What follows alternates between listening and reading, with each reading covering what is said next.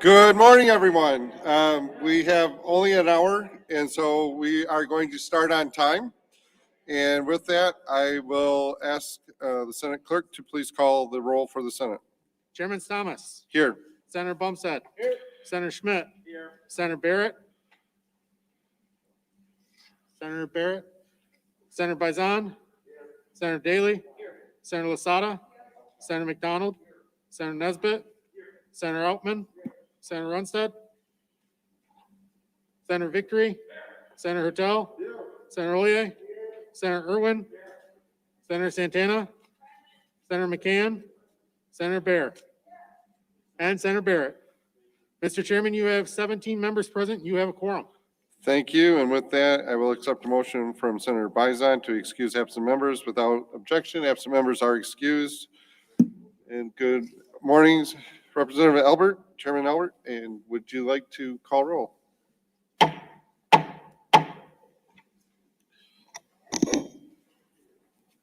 Good morning. The House Appropriations Committee will come to order. Will the clerk please take attendance? Chair Albert. Here. Representatives Whiteford, Aller, Brand, Hornberger, Van Single, Yarrick, Bolin, Glenn, Heisinger, Leitner, Maddock, Slaw, Van Workum, Beeson, Borton, Fink, Tate, Hammoud, Peterson, Sabo, T. Carter, Hood, C.A. Johnson, Brabeck, O'Neill, Sekloff, Canadar, Weiss. Mr. Chair, quorum of the committee is present. Thank you, Mr. Clerk. Representative Hornberger moves to excuse absent members without objection. So ordered. Well, good morning, everybody. Thank you. Happy Budget Day. And as the budget is an expression of the state's needs and priorities, we're focused on protecting our families and winning the fight against the pandemic and building a healthier and stronger Michigan. Our biggest challenge remains the COVID virus and its many effects on our families, students, workers, job providers. We've already approved over $4 billion in funding to support the effects of COVID-19, increase testing and help deliver the vaccines. And we're proposing again with the Senate to add an additional $2 billion in federal funding to boost these efforts. As we begin to craft a new budget, it should be acknowledged the hardships Michigan families have faced and continue to face, while also looking ahead at the needs of our people as we recover from this historic crisis. The Senate priorities will continue to be to support struggling families and family-owned businesses to ensure our students get the education that they need, and increase COVID testing and vaccination distribution, and help rebuild our economy while living within the means of our state. Despite the differences we have, many of the same budget goals, I look forward to working with the governor and our legislative colleagues to find common ground on a responsible spending plan that helps improve our state and the lives of the Michigan people. Welcome, everybody, and I apologize. My allergies decided to kick up this morning on me, so you will see me wiping my nose, but I promise it is allergies. And with that, I will turn it over to Chair Albert. Thank you, Chair Thomas. I echo the comments from my Senate counterpart. We share the same sentiments in the House. We have great concerns with children in our state that are now maybe 1 or 2 or more grade levels behind. Many of their parents face uncertainty about when they'll be able to receive a quality education in person again.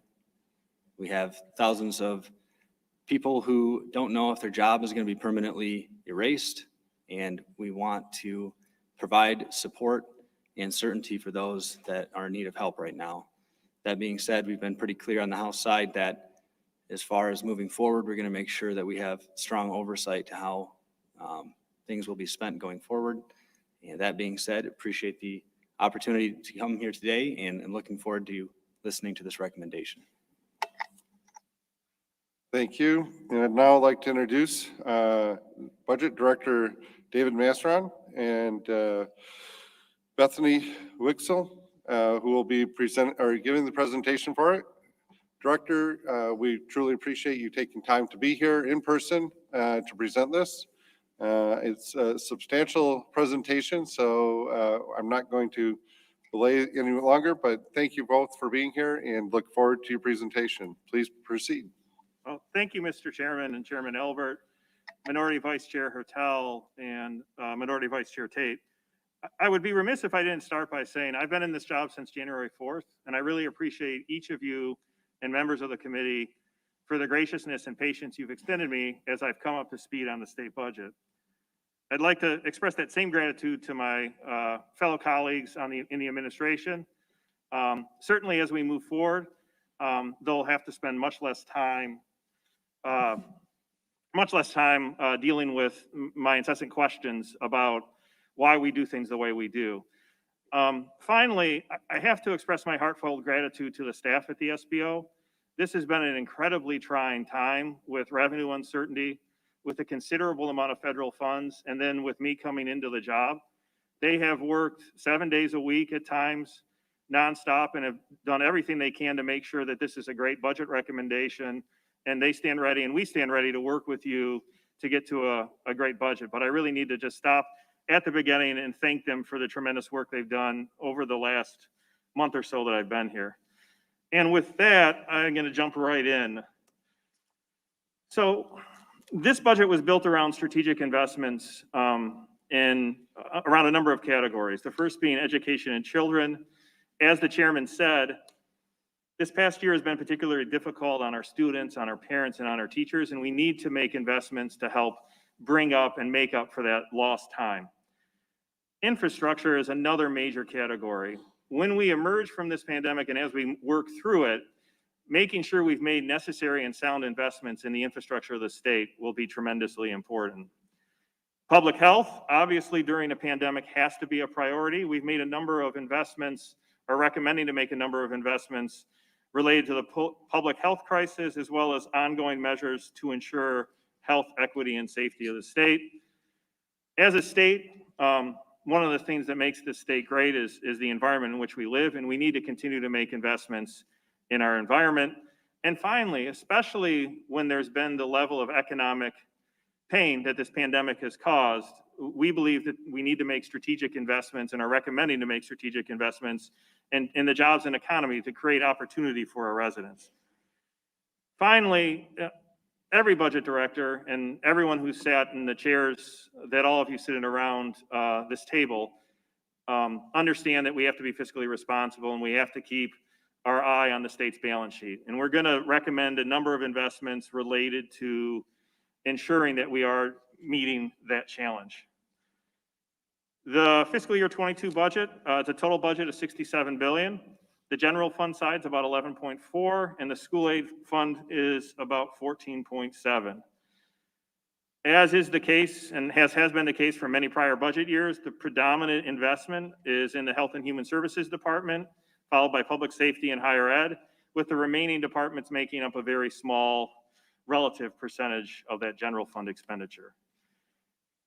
This budget is unique, and it's unique to anything I think many of us have ever seen. We have a fiscal year 23 outlook that is an incredibly tight budget, but we have a lot of one-time resources that collectively we have to invest in our residents. And I want to take just a minute to kind of go through it so people understand where this funding came from. And in large part, it was because of the bipartisan efforts of the governor and the legislature to appropriately manage to the pandemic. It all started with, from a budget standpoint, with the first set of estimates as a result of the pandemic, which you can see resulted in a significant downward adjustments in the revenues. This legislature and the governor went to work to solve the shortfall. As part of the solution, there were year-end and caseload adjustments, which brought the total problem to about $2.5 billion. The federal government provided us funding with respect to Medicaid match. there was a replacement of some expenditures in the school aid fund and general fund with federal funding of about 1.1 billion. The departments entered into a number of one-time reductions. There was a withdrawal from the budget stabilization fund coupled with a shift between the general fund and school aid fund. And ultimately, this legislature with the governor balanced to that first set of revenues. Then we move forward to August and the revenue estimates got better. And with those revenue estimates getting better, there was additional revenue that came to pass. That changed the outlook for the budget and created additional room to do things. In addition, we got another quarter of enhanced federal Medicaid match, coupled with the continued aggressive use of our CARES funding to alleviate general fund expenditures consistent with the rules of the CRF grant funds. There were some kind of reversals of reductions that had been made and a reversal of the shift between the general fund to school aid fund as a result of these new revenues. And that left us in this framework with an estimated general fund balance of 47 million and a school aid fund balance at 0. And then we move forward to January where we are now. And the revenues got even better. And we added additional revenue and we got additional quarters of Medicaid match. You couple that with the year-end lapses, caseload adjustments, and we end up with a total of about $3.3 billion on our balance sheet that we have the opportunity, if we work together and work this process hard, to invest in a way that we can drive values to our residents at a time when they need it more than ever. As you know, there was a bipartisan supplemental that was adopted in 2020 that resulted in $243 million of the general fund being spent down. There was a proposal from the governors on her My COVID recovery plan, which spent about $574 million of it. Obviously, there are differences in the general fund and school aid fund between the respective proposals, and this would have to be taken into account when we work through the budget. And then in the request today, there's $703 million of one-time in fiscal year 21 funding from the general fund side and about additional $300 million on the school aid fund. We're also proposing, as you'll see today, investing $175 back into the BSF withdrawal. That leaves us with $1 billion on the general fund side of one-time investments we can make. I know that this is a lot of information and a lot of detail, but I do it simply to say, because of the management we had at the beginning of the pandemic, we now have an opportunity to invest in our residents. And I want to really stress, this is an opportunity that is really unparalleled in the recent history of the state, and I look forward to working with you as we go through this process to do that. On the first category of investments, the executive budget recommendation was designed around continuing the good work that the legislature and prior administration have done to decrease the disparity between districts across the state, to help kids catch up from the pandemic, and to provide better funding equity for our students. And by that, I mean funding those students that need the most resources, commensurate with the resources they need. On the first page, you can see we've continued the 2X funding formula, which results in, at the minimum level, $164 per pupil increase, and $82 at the foundation level, the highest level per pupil increase, reducing that, continuing to reduce from the work that's been done before, that gap between highest and lowest districts to about $336 per pupil. Continuing the governor's weighted funded formula, we are proposing an additional 61 million, or we're proposing a total 61 million and a $1.2 million increase for special education, $12.5 million increase on the for economically disadvantaged kids, and then a $300,000 increase for English language learners. You can see the per dollar per pupil amount at the bottom of this chart. I don't necessarily need to read it to you, but it's an important investment, an important part of the strategy to enable our districts to provide services commensurate with the needs of our children.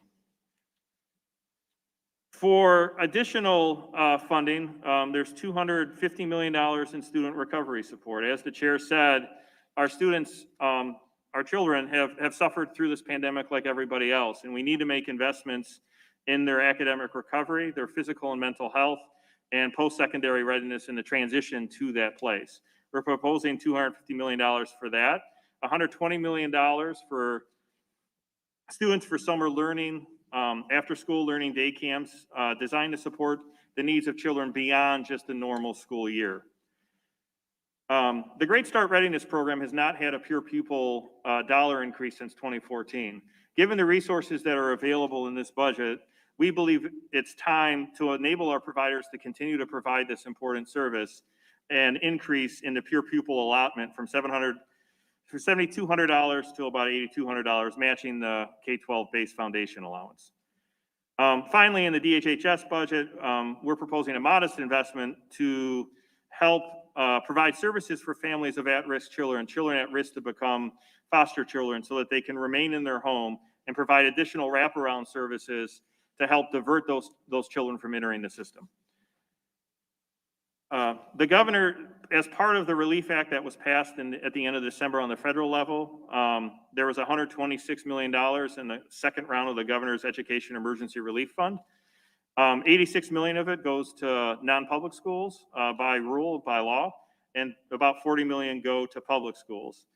We want to use this funding to effectively respond to the pandemic, identify students who have left the system and find ways to reintegrate them into the public school system.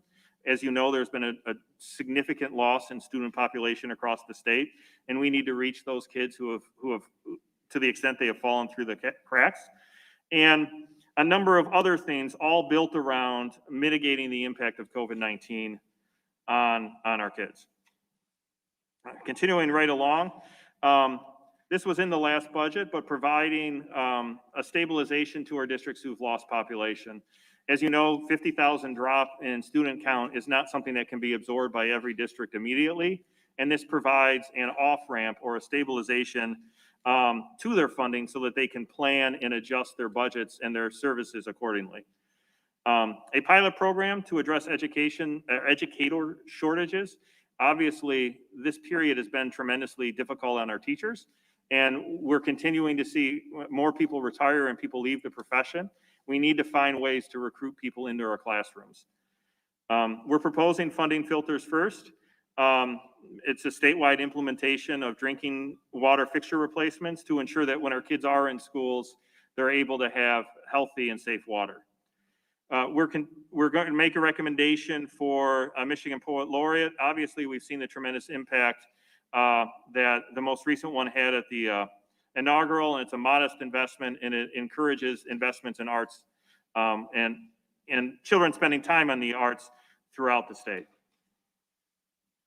From a higher education standpoint, we're proposing a 2% one-time increase. Again, we have to be cognizant of fiscal year 23 and the fact that the budget continues to be a challenge in that year.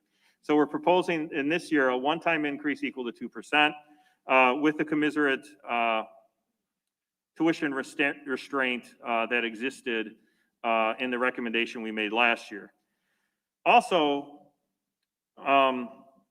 as a result of the CARES Act and the maintenance of effort requirements, we believe under federal law, we're required to make additional investments in higher education. So we're proposing to meet that maintenance of effort requirement by investing an additional $70 million in our higher ed system, split about 60 to 13 between universities and community colleges. And that enables us to meet that maintenance of effort requirement of $4,800 about per student. When the budget was adopted before, it was based on the revenue estimates that we had in hand. And those revenue estimates that we had in hand predicted a precipitous drop in our revenue. And that was the language that was in the act that said you did not have to meet the maintenance of effort requirement if you had a precipitous drop in your revenue. It turned out, as we worked through the pandemic, that revenue didn't drop precipitously. So now we no longer meet this exemption and have to make this investment. On the infrastructure side, the executive recommendation is based around repairing and replacing crumbling bridges across the state, protecting our surface and groundwater resources, and mitigating hostile cybersecurity threats that the state is continually facing. I don't need to tell anybody in this room the difficulty that locals have had, given the funding situation they face, maintaining and investing in their local bridges. There are currently across the state approximately 59 bridges that are closed. This $300 million investment would enable these bridges to be repaired and replaced, starting with all those that are currently closed. In addition, it would enable, depending on bid price and what was seen as MDOT goes through the state and examines those bridges, an additional 60 or so bridges. This would allow us a down payment on the 1,000 bridges that are in poor repair now, and enable us to do some major projects across the state, particularly Smith's Bridge, which connects Spring Lake to Ferrysburg on the west side of the state, and the Miller Rotunda Bridge in Dearborn, which is an essential part of the infrastructure of that area, particularly servicing a major employer. One thing I wanted to note about the local bridges, that some of them have been able to maintain being open for vehicular traffic. And this is something that affects rural areas more than urban areas. In an urban area, when a fire truck responds to a fire, it doesn't carry water, right? Because they anticipate there being a fire hydrant there and they pump from the fire hydrant. In rural areas, as you all know, the trucks have to travel with the water they use to put out the fire. And that means that the weight of that truck is higher. These bridges, as they may become just low posted limited, remain open, become unpassable for fire trucks. And it means that it's a tremendous additional amount of time sometimes for fire trucks to be able to respond, for emergency vehicles to be able to respond. And part of this investment will be designed at trying to prioritize those bridges that are facing low posting limits that create health and safety hazards across the state. The My Clean Water Plan is funded from bond proceeds. It's $235 million to address sewer overflows and increased green infrastructure and processing our sewer and water waste. $20 million to address substantial public health risks by removing sewer discharge to surface water. And then $35 million to help what has become a continually growing problem across the state, which are failing septic systems on a community basis. We pulled some headlines of what's happened across the country. These threats have become greater and greater to our technology, and they've become more prevalent. They've taken over entire systems. They've had cities like Baltimore pay ransom in Bitcoin in order to reclaim access to their computer systems. This is a necessary investment we have to make. If we lose control of a system, it is going to cost us a considerable amount of money to reclaim control. And during that period, the way the world works, the way state government works, just like the world, is to rely on our technology. And if we lose control of our system to one of these hackers or these attacks, we won't be able to provide services at the level we need to our residents. So we're recommending this investment from our one-time funds because we think it's important to provide that protection to our residents and to our state. There's some statistics here that I think are just worth noting. We've seen significant upticks in the attempts to take action against the state. 3 times in the number of phishing emails from November to December, and in January it was 10 times what we had experienced in the past. These are very sophisticated actors, and we need to be vigilant against them. Public health, obviously the first priority is going to be to maintain critical benefits we extended during the pandemic, address the disparities that have been highlighted by this pandemic, and then investing in the physical and mental health of our children and seniors is how we base the categories for the investments. This is not new to anybody. This body has been working with the administration on increasing direct care wages for a long time. This budget proposes in a supplemental, extending it through the end of the fiscal year and then making it permanent on an ongoing basis, that $2 increase. On the health investment, we are proposing $8.4 million to reduce racial and economic health disparities. This is improving the access needed for health coverage and social support services, improving screening and health data sharing, and promoting interoperability of various health systems so we can reach those people that are suffering from those disparities. The next office and the sickle cell disease initiative, I think, should be kind of read together. Sickle cell is a disease that disproportionately affects people of color, particularly Black males. It's more prevalent than other rare diseases that we see covered by the state, hemophilia and alike, where you end up in this coverage gap after you age out, become older than 21, and no longer have that coverage. Sickle cell has never been covered, and it's never been covered because there weren't voices loud enough to raise up this issue as there were for other diseases. So we are proposing fully funding this care going forward, but we'd also like to fund a DHHS Race Equity Diversity Inclusion Office that would take a look at all the policies that DHHS does through a lens of equity to make sure rural, urban, all of those issues are considered every single time a policy is implemented, because DHHS policy ripples across the state and directly impacts individuals. We're proposing increasing the number of My Choice program beds available to seniors by 1,000. We've continued to make these investments over the last several years to enable seniors to age in place, to stay at home rather than seek nursing homes. This investment, a modest investment, enables an additional 1,000 slots by the end of fiscal year 22. Obviously, there's a ramp up as the investment goes. We're proposing $7.4 million for infant home visiting expansion. All of the evidence-based research supports that the best way to reach at-risk families and at-risk infants is to do home visiting and provide wraparound service and supports. This $6.3 million general fund investment will result in additional 1,000 home visits, and then some technological and communication tools to allow individuals to be cross-enrolled across the multiple programs that exist in government.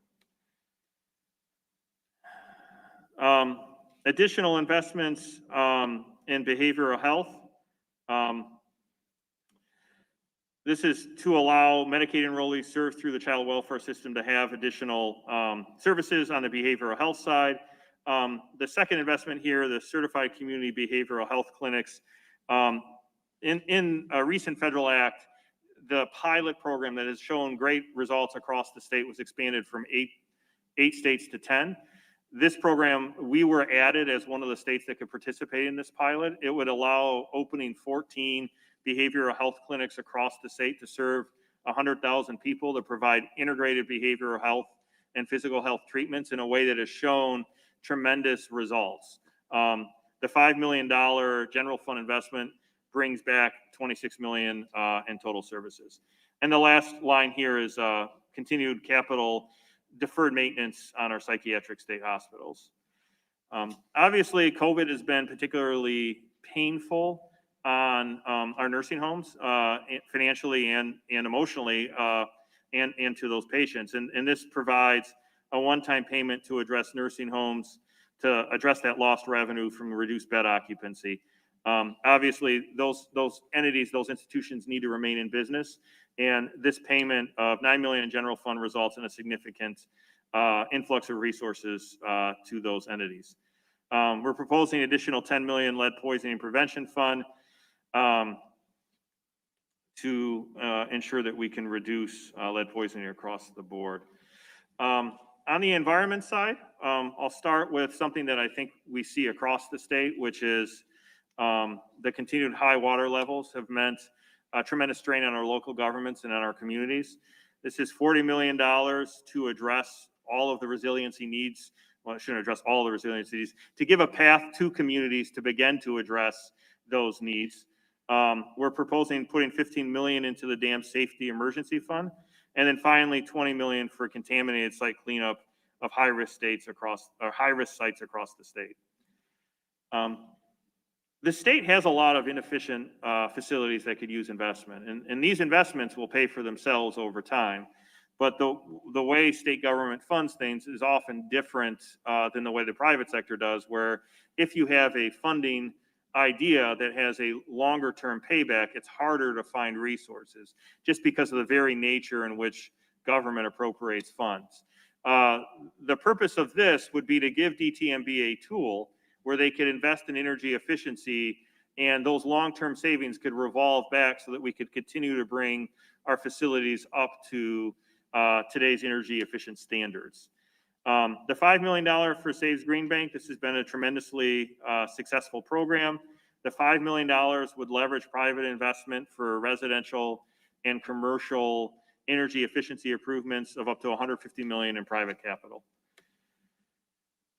Opportunities or jobs and economy for families and businesses. We're proposing continuing to invest in fully funding the Reconnect program through fiscal year 23 to provide programmatic certainty as we move forward in this very important program that is met as a result of bipartisan legislation that went through just a bit ago.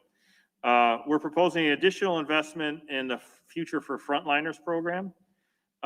First, it's to fully fund the first cohort, and then an additional $25 million to support an expansion of the program for those newly unemployed between November 1 and January 31st of this year, particularly targeted at when the pandemic spiked and people lost their jobs to try to provide a resource for those people to access additional skills and certifications. We're planning, in addition to the $6 million that was proposed in the governor's supplemental proposal from a few weeks ago, an additional $6 million for wraparound services. Again, the purpose of this program is to invest in our residents, and we want to make sure they have an opportunity to be successful. As we provide to those that need it on a pilot basis and a continuing expanding basis, wraparound services, we can help those residents have the means to be successful as they move through the programs. We're proposing a $3 million pre-apprenticeship program. Obviously, the construction trades need people, and we need to start investing in providing resources so that we can move people into these professions. Michigan has been obviously a leader in the automobile space forever, and we need to continue to invest here as that industry is undergoing change at a rate that we haven't seen in our lifetimes, really. And as a result of that, we're proposing $25 million for the Mobility Futures Initiative, which supports a new collaboration, advancing Michigan's position in this space, and doing a lot to work with our private sector to enable this burgeoning industry and change in trajectory of the automobile industry to move forward. The Going Pro initiative has been particularly important to a lot of our friends in the manufacturing industry and across the board on the private sector side. This enables really two great benefits. One is that it gives employers resources to upskill their talent to compete in a modern economy as the world continues to change, and it delivers a certificate to that employee so they have a industry recognizable credential that they can carry with them the rest of their lives. So it really balances out helping the employers get talent, but also delivering skills to that employee that is portable that they can use for the rest of their lives. Obviously, the pandemic has certainly had a disproportionate impact on women in the state, and that's because there's a number of reasons, but one large one is women are the primary providers of care for children. And in that sense, we believe a substantial investment in childcare is really important. Primarily made up of, this program will be primarily funded from the federal program, but a significant general fund contribution as well. We're proposing expanding the income eligibility threshold from 150% to 200% of the poverty line, meaning a family of four, about $52,400 would be eligible to participate in state-supported childcare, and waiving the out-of-pocket fees through fiscal year 22. And then when we move into fiscal year 23, we would propose taking that eligibility standard up to 160%. Our providers need to be available in this childcare space. So we're proposing a number of investments in order to help that happen. First, it's increasing the hourly rate for childcare providers by 10%. It's investing in one-time provider stability grants. And then finally, through 2021, it's paying based on enrollment rather than attendance. Obviously, in a pandemic era, there's a great deal of uncertainty about when people will be there and when they won't, and we're trying to provide some stability to those providers through the end of the year. $2 million in child savings accounts. This is designed to be a pilot in a rural area and an urban area, and the idea is to build financial literacy. It's to build on work that's been done successfully in a number of communities throughout this state. And the research around it has shown that it has a tremendous impact, successful impact in breaking intergenerational poverty and allowing people to obtain a higher level of educational attainment. And then a $5 million pilot for home health and safety. And one of the things the state has and the federal government has is there's a number of weatherization and other programs that require an investment before you can enter into the program. So this pilot is designed to see if we help individuals or residents on the front end do some of that pre-work necessary to participate in the actual program. Can we make the program more successful? Finally, investing in our community services, and I shouldn't have said finally because I have a few more slides, bear with me.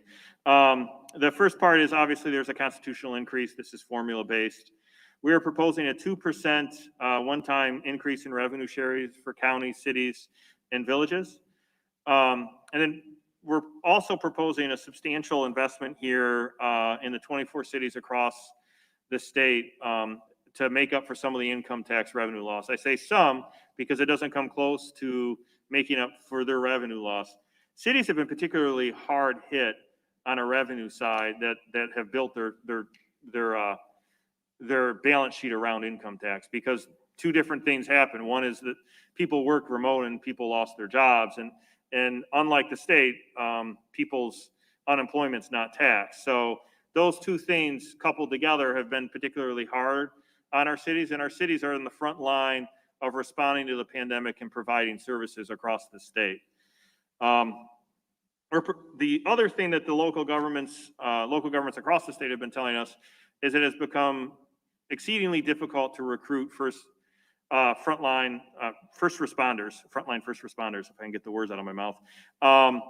And this is grants particularly to provide training for and recruitment support for police, fire, and EMTs. We've heard a lot about police recruitment difficulties over the last several years, but we're also seeing it in a number of communities on the fire and EMT side as well. Finally, on the investing in community services side, I put this here. There was an expression of interest in not having this in the governor's supplemental and having the discussion around capital security in the governor's recommendation. So we included it here as well to continue that conversation. Finally, the fiscal sustainability. S&P and others have said they understood why we would take from a rainy day fund in the middle of a pandemic, because if it was raining at any time, certainly this was a time it was raining. But our revenues didn't drop to the extent we anticipated when we saw that budget. So it's time to begin restoring that withdrawal. With this deposit, it would take us over $1 billion again and begin the process of rebuilding that rainy day fund. The second piece is a complicated program that dates back to, I think, 2000, legislation adopted in 2003. But the Venture Michigan Fund payoff, if we are to invest about, I think, 75 million, 80 million this year, it results in $75 million not being required to be paid in the next 2 years. So it's an 88% return for an $80 million investment. Given the amount of one-time funds we have and the future budget challenges we face, it only makes sense to make an investment like this to drive those resources forward and give us more flexibility in future budget years. Just a real quick slide on justice reform. This has obviously been a bipartisan issue. We're making a number of investments here to meet the requirements of the legislation that's been adopted over the last several years, but really a large part in December of last year. And I just wanted to highlight that here. And with that, I tried to go as quickly as I could. I probably went too fast. I'm happy to take questions. Thank you. And with that, I will call on Senator Bumstead. Thank you, Mr. Chair. Thank you for coming in today. How much one-time money is assumed in this budget recommendation? I know a lot of it was laid out there, but how much of that is being spent on ongoing programs such as Reconnect or Futures for frontliners? Thank you, Senator, for the question. There's $2.4 billion in one-time across fiscal year 21 and 22, not including the $175 million BSF deposit because it's not technically an expenditure. 180. Well, let's back up. Futures for frontliners is a pandemic-related limited program now. That's fully funded for the duration of the project and the recommendations we made. Reconnect was, bipartisan legislation adopted last year, and we're proposing to fully fund it through fiscal year 23. We're going to need to work together to expand that program going forward and to continue to fund it. So in that sense, that program, we're going to need to identify resources when we get through fiscal year 23 to fund it. Chair Albert. Thank you, Chair Thomas. I realized going into the pandemic last year, there was a lot of unknowns. However, we know a lot more about this virus, and there's still a tremendous amount of uncertainty for parents as to when their kids can receive a quality in-person education. What certainty is provided in this budget that kids will have access to in-person instruction going forward? So between, thank you, Mr. Chairman, between the investments in the supplemental and now there are a substantial amount of resources available to districts to begin to invest in our kids.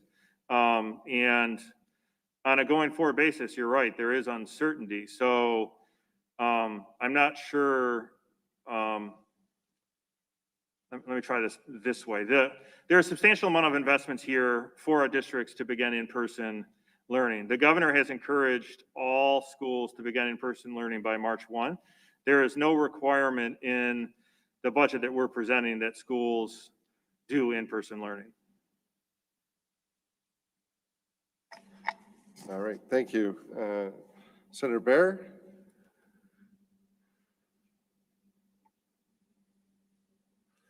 I was under the understanding you had a question.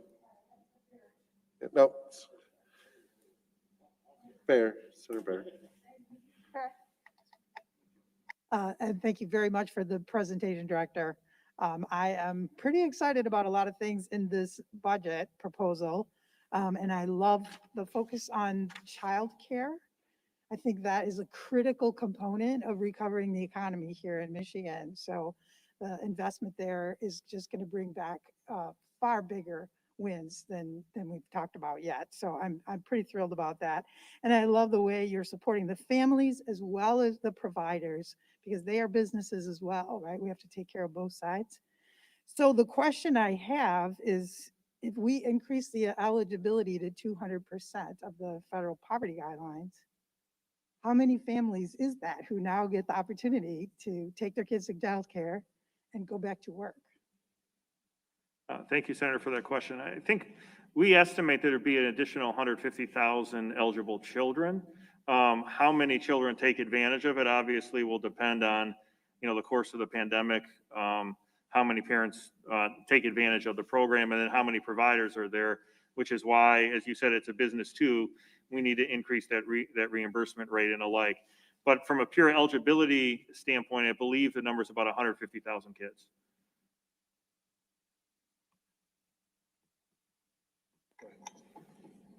Representative Tate.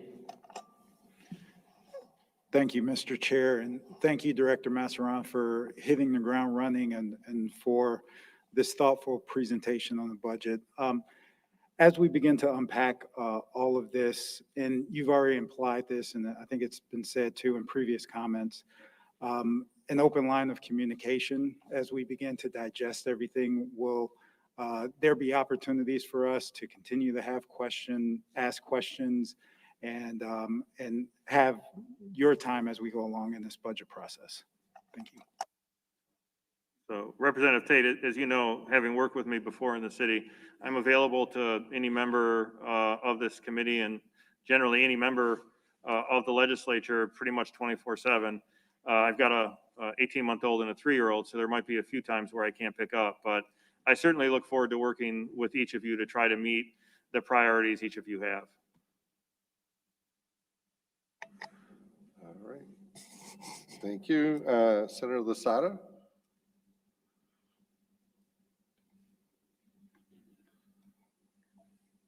Thank you, Mr. Chair. Well, I have many questions, but I think I'm only allowed one. So mine has to do with the free tuition. So the governor mentioned that 82,000 had been accepted before even proposing unemployed individuals be eligible. With 60 million, those 82,000 would only receive roughly $731 each. How does the governor plan to fulfill her promise to all these people to provide free tuition? Thank you for the question, Senator. Kind of start top line. The programs are last dollar programs. So this is after Pell Grants and other programmatic grant dollars are put in place. So the actual funding amount isn't necessarily commensurate with the full tuition cost because there's a number of other layered federal programs. There's already 15 million allocated of GEAR funding in fiscal year 21 to support it, plus an additional 21.3 million in the fiscal year 21 supplemental and 39.1 million in fiscal year 22 to support existing participants in the proposed expansion. The new funding in the fiscal year 21 plus 22, if I'm doing my math right, is about 60.4 million. So in total, there's 75 million appropriated for futures for frontliners. I also want to say that not all of the 82,000 applicants will ultimately enroll. Our estimates based on experience and based on what the department has told us is to expect about 43 or 44% of those applicants to enroll and actually begin the program.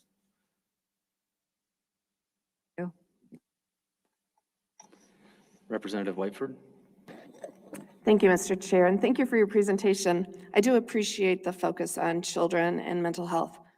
I do have one question, though. It's come to our attention that 48 of the $50 million in vaccine funding that was appropriated last December still has not been sent out to local public health departments. Now that we have an additional $90 million in federal vaccine funding available, is your plan to repurpose the money from December for something in this budget recommendation?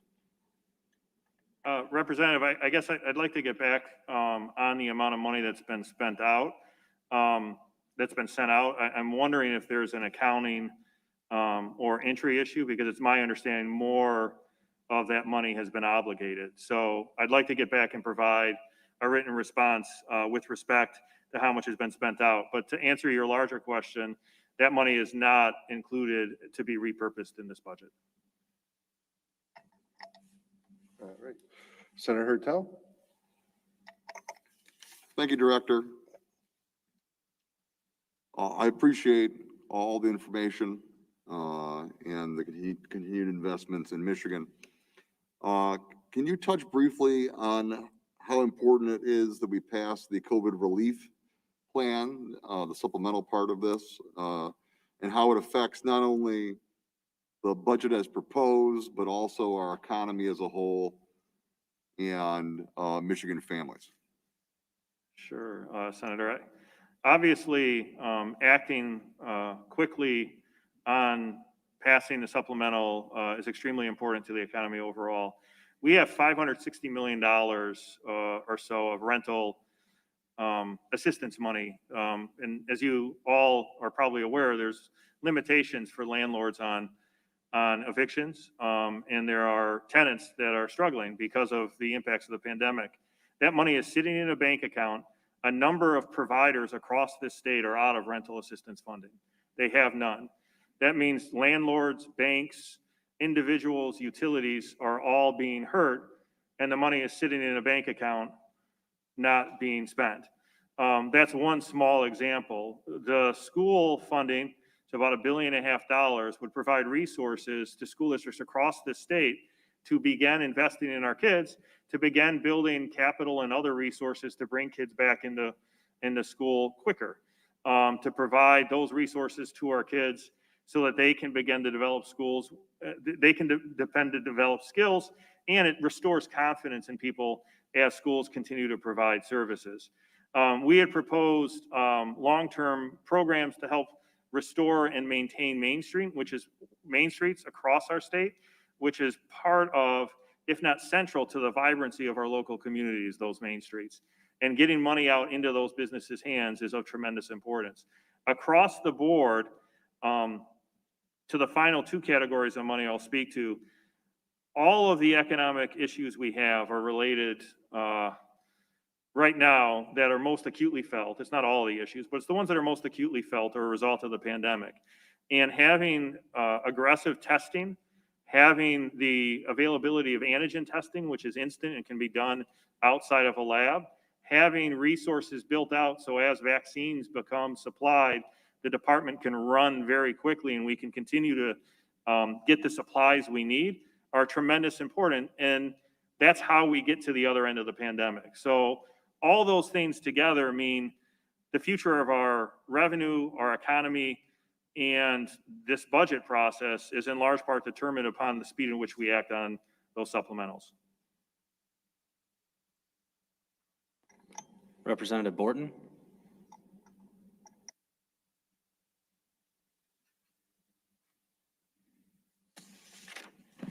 Thank you, Chairman Eblert, and thank you, Director Masseron, for your presentation today. My question is, how do you plan to maintain the child care expansion and the wage increase for direct care assistants when the federal money goes away? Thank you, Representative. Starting with the direct care wage increase, it's built into our budget and it's built into fiscal year 22. So we've identified resources within the state budget to pay for it on a going forward basis. You're right that some of, and it's a great question, that some of the general fund support that we've received has helped enable us to balance the budget, particularly the enhanced match. And that will contribute to a structural problem we're going to have to address in fiscal year 23. And I think, given when you look at our projections of structural balance, this budget reduces that structural misbalance by $300 million, leaving $300 more million to address in fiscal year 23. So we're making the right targeted investments to narrow that gap. With respect to daycare, we project into fiscal year 23 the school aid fund, which doesn't have a structural balance, maintaining the increased rates by 10% and reducing from 200% to 160% the eligibility standard, so that there's a short use of the federal funds as we come out of the pandemic with more eligibility, and then rolling back to 160%. Okay, thank you. All right, Senator Schmidt. Thank you, Mr. Chairman. Thank you, Director, for being here. There were several educational programs that you referenced in your presentation, such as the student recovery supports, declining enrollment, and the public school gear funding. What factors will be used to determine the distribution of these funds, please? Thank you for the question. It's a different factor for each. So the declining enrollment districts receive 70% of their loss. So it's based on the number of lost students per district, and they receive 70%. For the, just let me make sure I get my notes right here. The summer school out of learning funding is distributed to ISDs based on the number of economically disadvantaged pupils in their respective districts. The student recovery payments are distributed to ISDs based on pupil counts. There's an additional weighting factor for economically disadvantaged students. Reported special education cost of 20% of the total, and then geographic size of the ISD is about 10%. So there's some acknowledgement of the fact that the larger the ISD is itself, there's an increase in the provision of services because of the, kind of the relative spatial dimension of the ISD. The GER funding, or the governor's fund is based on grants, so it's not district grants. It goes out pursuant to completion grants to providers. think I got all the categories there.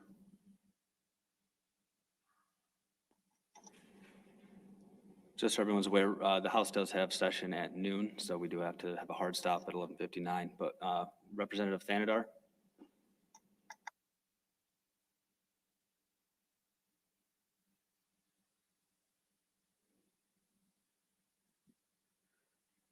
Thank you for your presentation. And I continue to remain concerned about the inequity and quality of education in the impoverished areas. Sometime back, the students in Detroit won the literacy case, and they had a settlement with the governor, and there were $90+ million to be allocated for Detroit schools, and I didn't see that in this budget. Representative, thank you for that question. A couple of things. Obviously, we share your concerns. The supplemental bill that went forward, that the governor proposed, distributes based on Title I funding formula. So there's a significant investment in economically disadvantaged, or school districts that have a number of economically disadvantaged students. With respect to the legal settlement, I believe the way that it was decided was that there would be legislation introduced and then the administration would support it. And I think we're working with Senator Hollier to get that legislation introduced and be supportive of it. Thank you. And with that, Senator Armstead? Thank you, Director. I had some questions on, or question on the funding equity portion under education and children. And it talked about current spending of $533 million for disadvantaged students and increase of $12.5 million. I think most of us have seen that funding collaborative report. I've been at 2 presentations where they showed that, but they did not show state and federal funding all in. And they were saying that these disadvantaged districts were underfunded. But I also saw a report where Flint had, this was 2 years ago, 21,000 per pupil funding. My main district in my area gets about 79,000. I'm sorry, 7,900. We have a lot of disadvantaged students. So one area with disadvantaged students gets 21,000. My area gets 7,900. Is there, in this increase of 42 per student, is there going to be some calculus to say a student with that massive amount of money shouldn't be getting all of this 42 when other districts are underfunded and also have a lot of disadvantaged students? How did you make this calculus in terms of who is going to qualify for this economically disadvantaged additional dollars? Director, before you answer that, we're going to let the House does have to have a hard stop. So this will be the last question, but I'll let Chair Albert. Okay, the House Appropriations Committee will go at ease.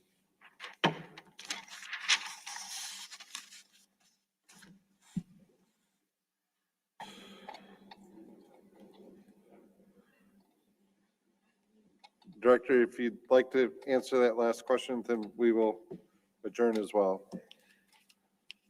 So, Senator, I understand the concern, and from a policy standpoint, you're right. We need to look at the total amount of dollars flowing to each school district. And I think, for example, we acknowledge that in the supplemental that we proposed, which the federal funding was all based on Title I, which has very specific programmatic rules about how the funding is distributed. We knew that disproportionately went to disproportionately economically disadvantaged kids. And as a result, in using the school aid fund, we proposed a separate formula to make sure that each district got additional resources there. As we work through each of these different formulaic funding models, we do take into account, when we do funding, other sources of funds. The definition for economically disadvantaged students is kind of an industry standard rule. I don't have it off the top of my head. I'm happy to send it. But I do want to say we are sensitive to the fact that funding of schools shouldn't be looked at narrowly, that it needs to be looked at from all the different sources and how all the different sources play out into the overall resources that any individual kid receives when they're at their respective school. Thank you, Director.